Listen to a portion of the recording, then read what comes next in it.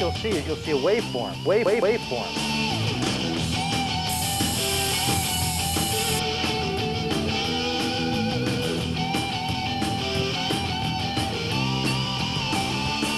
Study acoustics.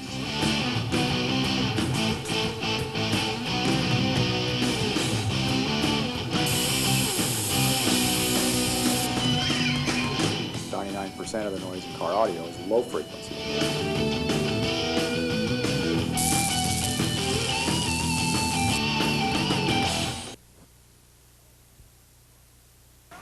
Hello again, and welcome to the second issue of Street Noise Video Magazine. I'm Larry Silvers. And I'm Connie Thomas. In this issue, we'll take you to Daytona Beach to visit the 1996 Spring Break Nationals, one of the most popular car shows in the world. Then, we will travel to the West Coast to visit one of the most popular retailers in the country as we interview the #1 rated installer in the United States. Judy Oviatt is back with New Kids on the Block. And Harry Ketcher will update us in the Noyz News. For now, let's have a few words from our Street Noise sponsors before we get started.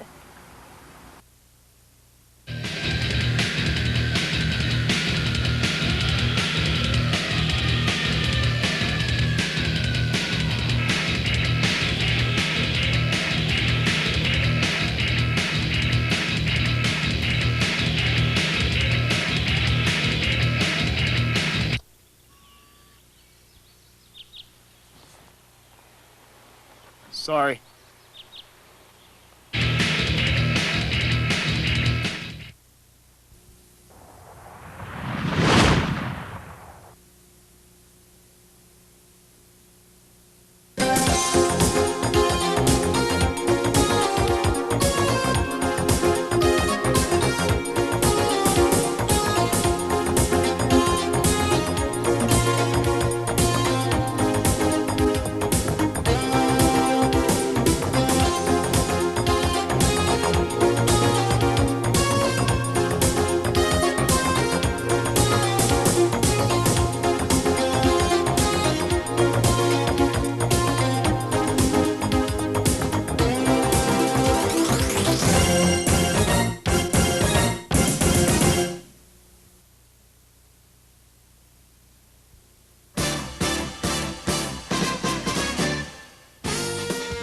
Street Noise Video Magazine would like to welcome its newest cast member, the very talented Connie Thomas.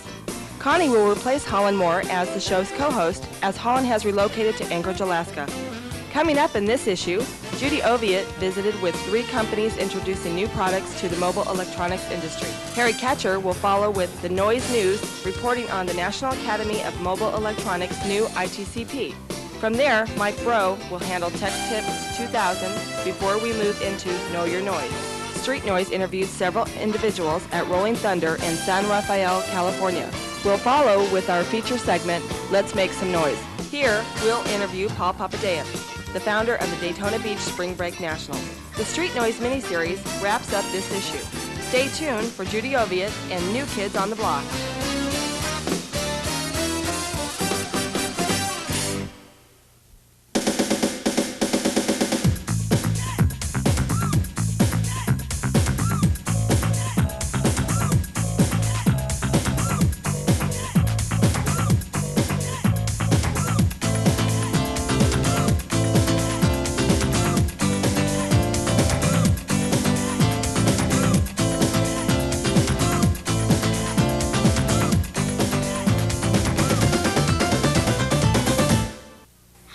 Again. Welcome to New Kids on the Block. I'm Tyler, and here's Judy Oviatt. Welcome to Street Noise's second edition of New Kids on the Block. I'm Judy Oviatt. In this edition, we will visit with Eric Schwartz. Eric is one of the principals of Car Sound magazine. Car Sound is a new magazine on the mobile electronics scene. I asked Eric about the magazine and the vision they had when bringing this hot new magazine to market. Well, when we introduced Car Sound magazine, actually a year ago, CES, it was our vision to take the magazine to the center of the audience, being that it wasn't going to the very top end of the consumer base or to the sound-off base, but it was actually going to the serious consumer who does $1,000, $1,500, or $2,000 installs. That's where the market needed education, and that's what we've done with Car Sound. We educate them through new products. We educate them through our test reports, which are done by Richard Clark and David Navoni, as well as security done by Barnett Fagel. So we're bringing in excellent reviews to a consumer that needs information, because unless we build the marketplace from the bottom, because nobody is born a Car Sound enthusiast, you have to go out and buy a receiver and go out and buy some speakers and then put it all together, and then you grow into that. So what we're trying to do is get more consumers out there, get them educated so they feel comfortable walking into the Car Sound specialty dealer, asking the right questions, and then get them to become enthusiasts. Street Noyz also learned that the guys at Car Sound were bringing a second publication to market. So I asked Eric to explain the magazine and its goals for the industry. And the quick gig on N.A.M.E is very simple. We're taking technology and business solutions and bringing them to the Car Sound specialty dealer.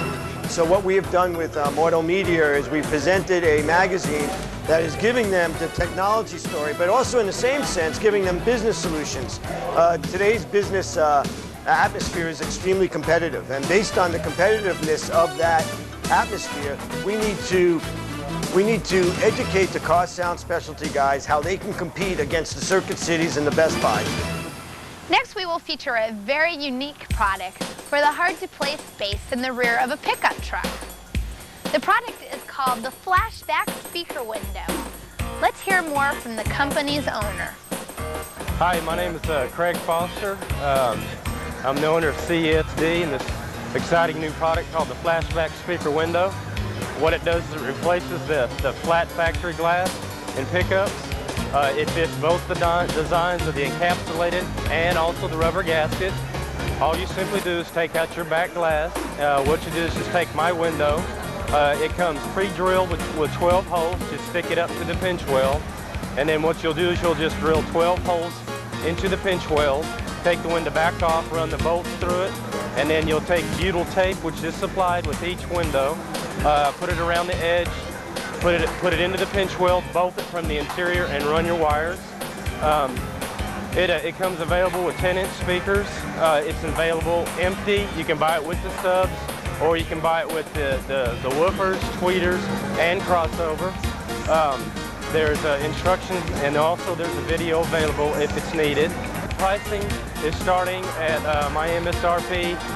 It starts at $284, all the way up to the full unit, which is $520, and that would be the full size, and that is with 10-inch speakers. We carry the flashback speaker window. If you're interested, please call 1-800-255-2373. That sure is a unique and innovative use of a rear window. Thank you for that insightful look at the flashback speaker window. Our final segment features one of the hottest craves to hit the mobile electronic industry, Boom CDs. Here we visited the owner of the Florida-based company called Innovative Bass Products. Well, Innovative Bass Productions has been making bass music now for about 4 years, and we've become a major name in the industry. We put out very high quality stuff, and we do really well. The kids all seem to love us. They usually retail anywhere between $14 and $17.98 if you find them in a record store. Currently, we have 11 titles available, and we do come out with something new about every 90 days. We have dealers all around the world. Your local car audio dealer is the best place to look. Call Innovative Bass Productions, and we'll turn you towards your nearest dealer. Number is area code 407-283-9898. I'd like to thank our guests in this segment of New Kids on the Block. Stay tuned for Noyz News with Harry Catcher. I'm Judy Oviatt. See you next issue.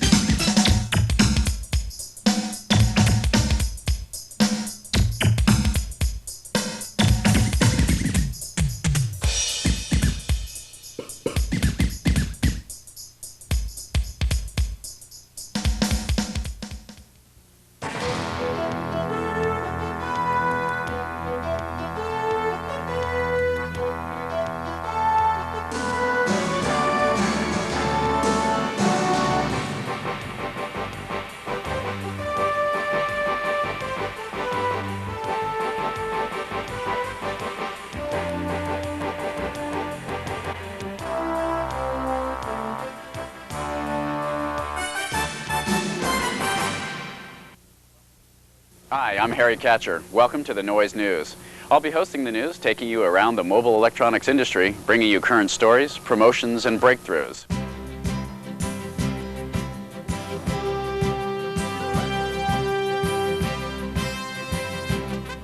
Mobile electronics, a multi-billion-dollar industry that has evolved from 8-track cassettes and single-speaker mono radios in cars to the sophisticated multi-speaker, powerful reproductive studio on wheels that they are today. Not only has the technology of component manufacturing evolved into the digital age, the quality and creative architecture of installation has come right along with it. Installers today endure several thousands of training opportunities from manufacturers, retailers, and tech schools scattered all around the country. The ever-changing technology of the equipment and automobile force such remedial training. For this reason, professional installers must continue to improve every chance they get, while installers just starting out must receive some form of universal formalized training. N.A.M.E's new Installer Training and Certification Program, or ITCP, offers such training. The ITCP is by far the most effective, comprehensive, affordable, and widely accepted program available today. The most astounding part of the program is its ability to train professional installers currently working in the industry and young individuals looking to mobile electronics as a career.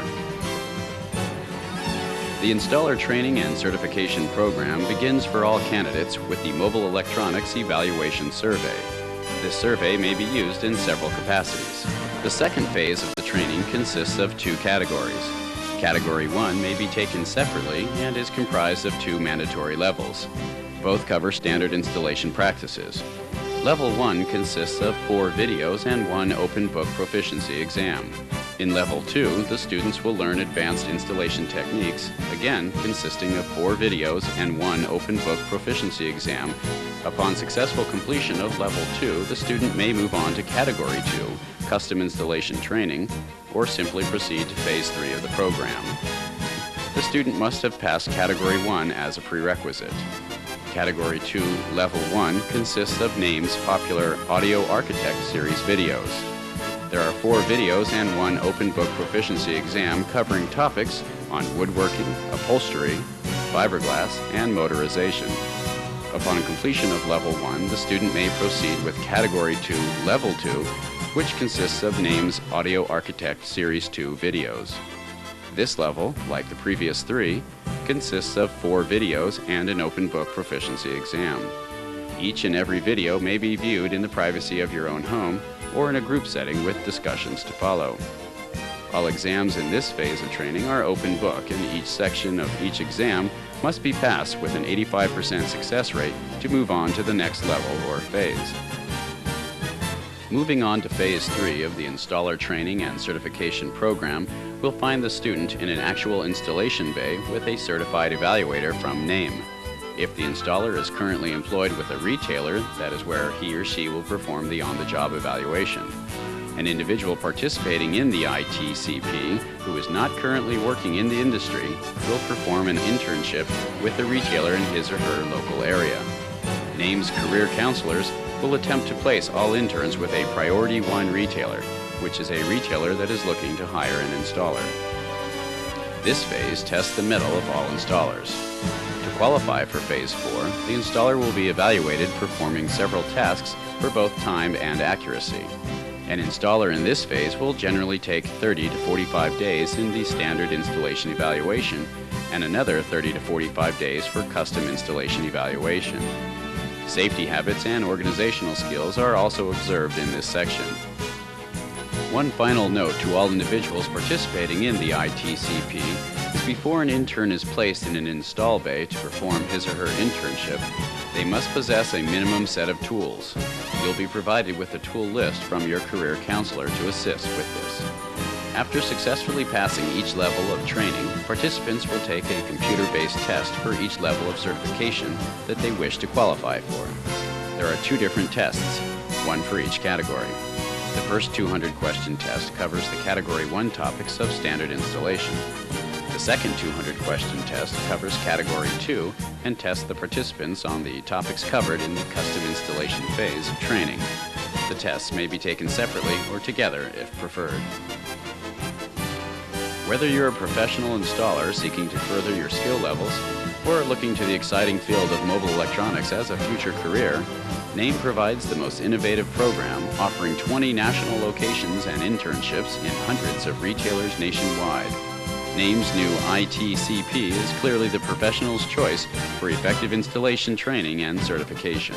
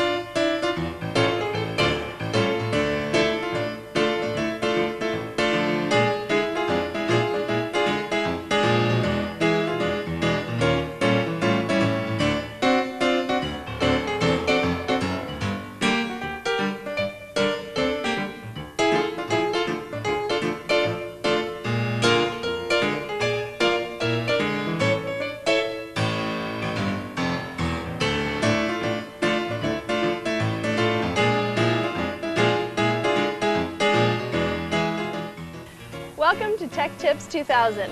In this segment, Mike Broll will discuss the use of a transistor in place of a relay in a car audio installation. Now let's go to Mike for this demonstration. In some high-end applications, several relays may be called upon to operate a complex circuit. For this reason, a need for transistors is obvious to reduce the power consumption to an already taxed system.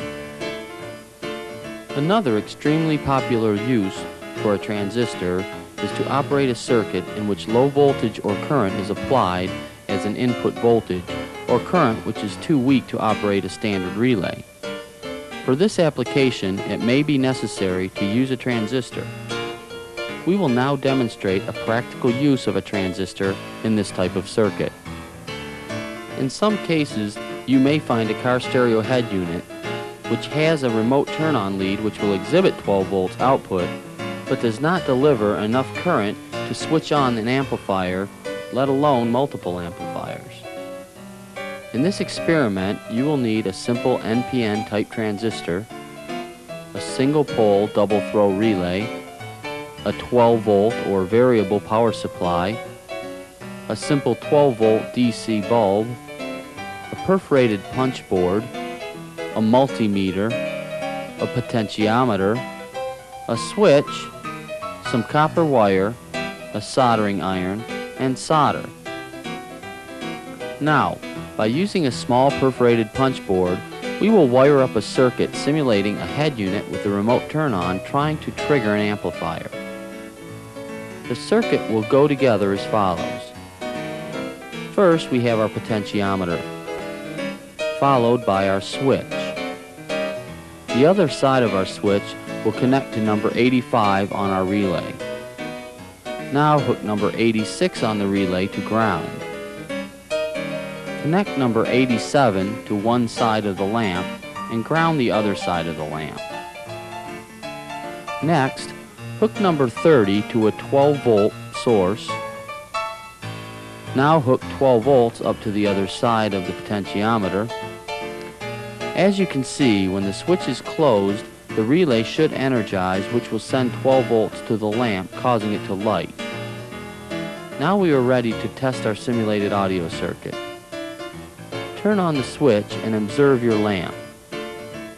If the lamp lights, turn the potentiometer until the lamp shuts off. Now this is the point at which the remote turn-on will not trigger the amplifiers or trigger a relay for a multi-amp installation.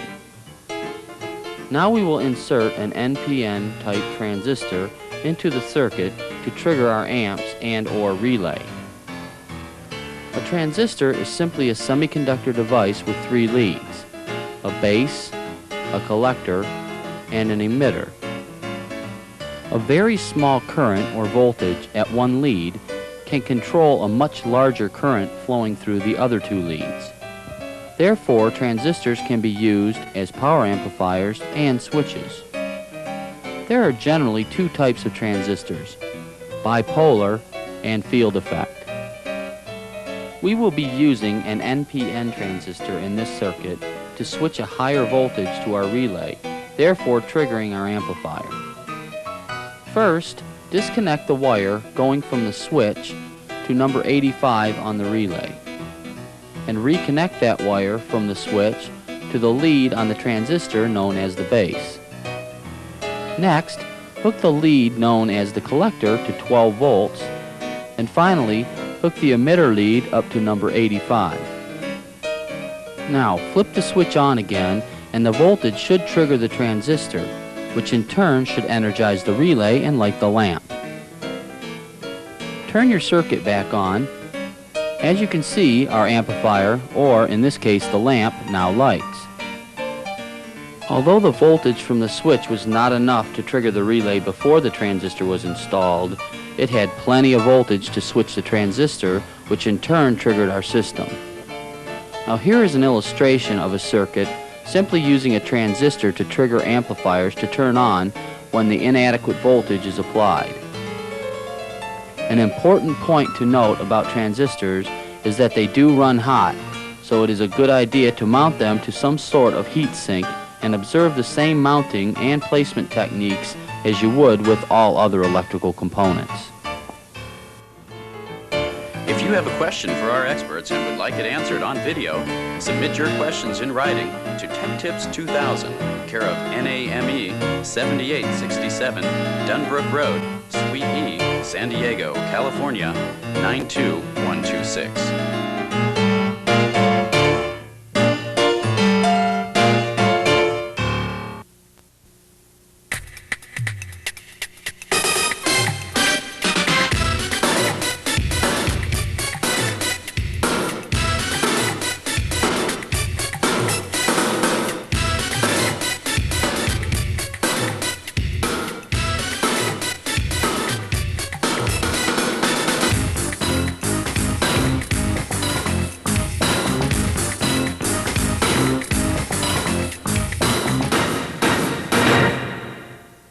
Welcome to our second edition of Know Your Noyz. Street Noyz visited San Rafael, California and went to a popular retailer called Rolling Thunder. Rolling Thunder is known for its award-winning installations and its staff of superstar installers. We interviewed the owner to find out what made him such a success. I'm Jeff Simons, and I'm CEO of Rolling Thunder Car Audio and Security. We're based here in San Rafael, California, just about 15 minutes north of San Francisco. We are one store, and we have been internationally renowned for our high-end and show quality installations, as well as our knowledge of sound quality and acoustic theories inside of automobiles. We've done very well and very successful in the IASCA competition circuit, mostly with my Porsche 911, which most people know has been featured in many of the car audio magazines. Our whole goal here at Rolling Thunder is based on quality and installation integrity. We feel that by installing the finest products in creative ways, we will make the most unique and fun installations. Installation, of course, is critical in the end result, which is sound quality, and that's the end result for the consumer, which is fun, listening to good tunes. Basically, we started from I started out of the trunk of my '67 Plymouth Barracuda and slowly worked my way up over the last 11 years to our store now. I'm sure you'll see pictures of our store, and I hope you enjoy them. We have what I feel to be the finest installation crew in the business. Rob Liss, who's my general manager now, was voted the #1 installer in the U.S. last year. And we have numerous other installers, very highly regarded. I've been to the finals many times, and I think you'll enjoy some of our installations. Not only is Rolling Thunder famous for their show and competition cars, it's also the home of the #1 rated installer, Rob Liss. We asked Rob what made Rolling Thunder so different from other specialty shops. My name is Rob Liss, and I'm the general manager of Rolling Thunder Car Audio in San Rafael, California. And last year I had the honor of being awarded the 1995 Installer of the Year with Mobile Electronics magazine. My competition experiences have really made the shop, and Jeff's competition experiences, what the shop is today, and that's how we improve. We feel that you could just throw a stereo in a car and let it go on the road, but if you're not learning something every time you do a stereo system in a car, then you're not helping your customers and helping the next car you do and helping yourself. So we are very adamant about entering as many IASCA competitions as possible. We feel that if we take the time and spend some quality time on checking locations for speaker placements and figuring out the best way to wire something and the best way cosmetically to make something look, even if you have to do it again, in the future it's going to help you. If you learn to do things the competition way, which is wire tie things down properly, putting the proper termination on everything, making sure it's very secure to the vehicle. It's made so it's supposed to match the interior of the vehicle or look like it's supposed to be there, then throughout your life as an installer, that'll definitely help. Rob then walked us through the installation that won him the Installer of the Year award. The back of the vehicle was designed for two reasons. One, to look like it was made as part of the vehicle, and two, so the gentleman could store some luggage in because he takes us on long road trips from California to Florida. The box was designed so no one could interfere with any of the equipment, but yet, if need be, the equipment could be easily accessed. The two subwoofers are firing straight down into a loaded enclosure with a port firing straight up. On the right side of the vehicle, we located the CD changer and VCR. Also, this unit has a precision-powered digital crossover that is set in the rear of the vehicle with a control head via fiber optic in the glove box. On the left-hand side is an auxiliary battery that is vented through the bottom of the vehicle, and 3 stiffening capacitors, and all the main fusing that would be necessary to get to if we were to change the fusing for the amplifiers. As we get towards the amp rack was designed to be accessed if the customer wanted to fold down his seats and show somebody the amp rack, but also it's very easy to hide the amps by just putting up the seats and still having the ability to have passengers in the rear seat. We also, in the box, designed 2 headrest locators, so when he folds his seat down, the headrests aren't floating around. He could just put them in the side compartments. Under the driver's seat is the crossovers and window modules. For the crossovers are for the front and rear speakers, and the window modules are for the front and rear windows. When you arm the alarm, the windows will roll up. Every 6 inches there are wire ties, and every 12 inches the wire ties are actually tied to the vehicle, so no wires can move at all.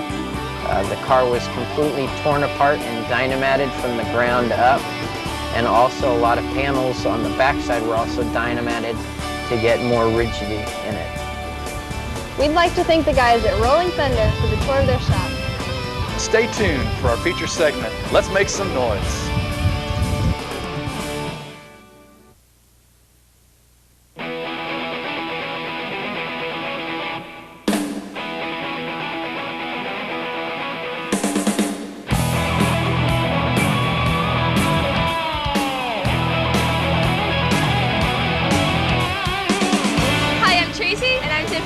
And welcome to the 1996 Spring Break Nationals.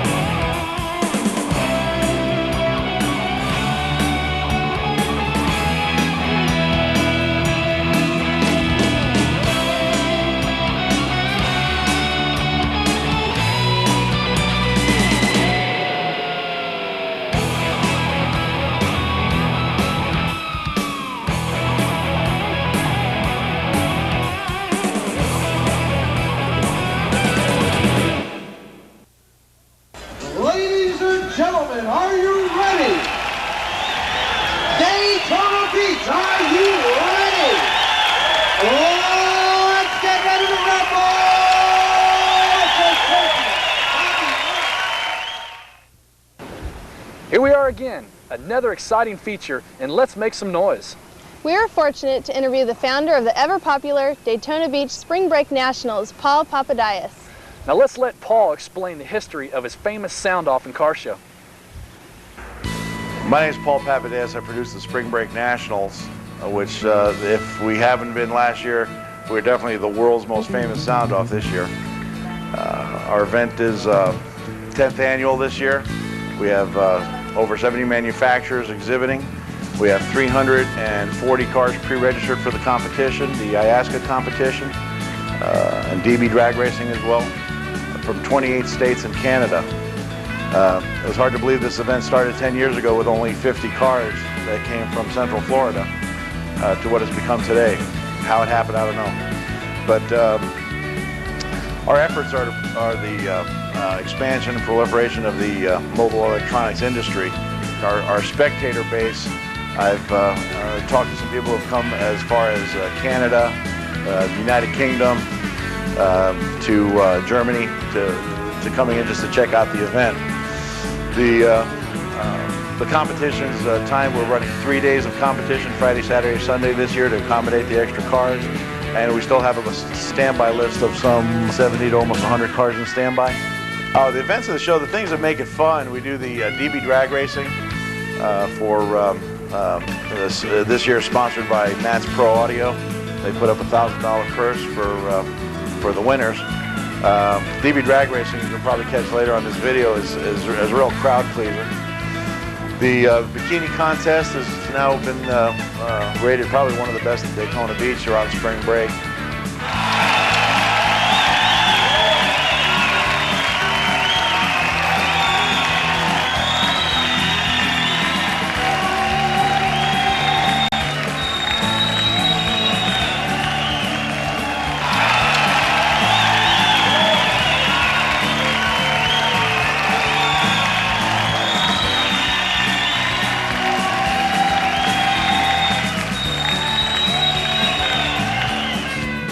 The pizza eating contest, we have our DJ Lars and Mars.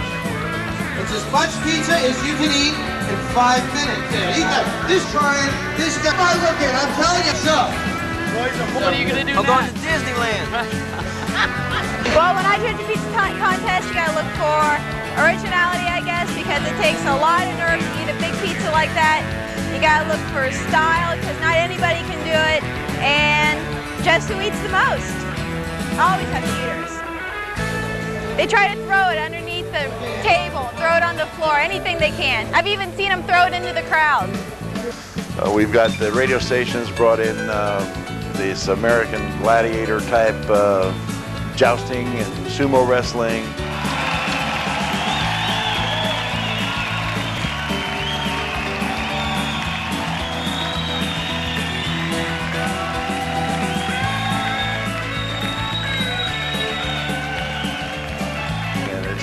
It's just a party for everybody to have fun. That's what it's all about. Our objective is to have a lot of fun in Daytona Beach. We've had good weather for the past 9 years. And third week of March every year. Be there. So Larry, what'd you think? That was hot. What do you think about those bikinis? We'd like to thank Paul Papadakis for his participation in this segment of Let's Make Some Noise. So stay tuned for our Street Noise miniseries.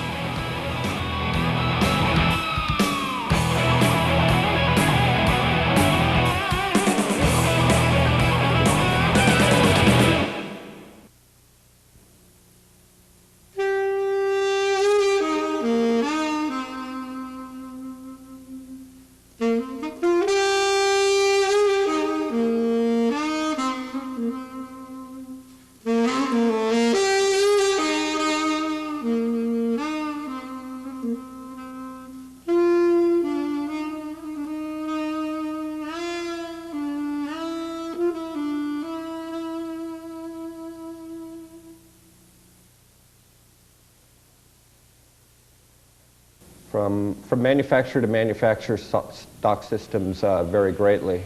Factory system generally tends to lack bright, airy, well-imaged highs as well as low bass. We're not talking about the thundering bass that you hear rumbling down the streets, but just a good tight fulfill the frequency bandwidth type bass. More than likely, it is the customer's feeling that merely replacing the speakers will guarantee them a good quality sound. That may be true with certain systems, but with others, it's an entirely different business. Keeping in mind that your sound system will only be as good as its weakest link, you must look at the whole system as it pertains to that particular car and work on its weakest link. Whether or not it might be to re-amplify the existing speakers and add a subwoofer, or merely a pair of tweeters would fulfill that customer's needs. Like I said, everybody's needs are different. Trying to interpret those needs and fulfill those expectations are really where the goal is at. Everybody has different ears, you know. Best thing you can do prior to making suggestions is listen to your customer. Many factory systems, the head unit of radio that's in the dash right now is quite adequate. They largely are underpowered. Largely the speaker positioning in the car is less than ideal, and it usually can be handled with adding a pair of tweeters, possibly a subwoofer and an amplifier. You don't necessarily have to gut an entire system to achieve the sound quality that you're looking for. If it were your job to replace brakes, brakes are basically a constant. It doesn't take, the guy that does the brakes in your car, there aren't variables in, you know, installing the pads, putting back on the calipers, and putting the tire back on the car. With car audio, factory provisions are largely not ideal. You've got to be creative. There's an old saying, granted you might not want to have this on tape, but the limits of your car audio system will be my imagination and the depth of your pocketbook. I mean, anything can be done in a vehicle provided that the correct steps are taken. All cars have only a certain amount of available airspace. That's one of the first things I talk to the customer about. We don't want to turn your vehicle into a stereo system on wheels. What we want to do is enhance the existing system. The days of building huge enclosures with lots of woofers are over. The 90s have gone more to smaller enclosures, less noticeable trunk space involved, and basically maintaining the integrity of the vehicle. That will lend to the fact that we've gone to much smaller enclosures, possibly isobaric alignments, while we've still achieved a good quality of sound in a smaller environment without going to the big bass boxes of the 80s.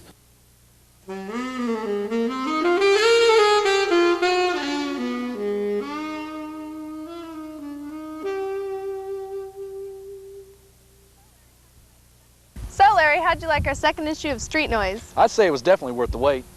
Our next issue will bring back the Install This contest with our People's Choice segment. We will also visit Dallas, Texas for the first ever open house of N.A.M.E's new regional training center. Thanks again for joining us. Until next issue, I'm Larry Silvers. And I'm Connie Thomas saying goodbye from sunny San Diego, California.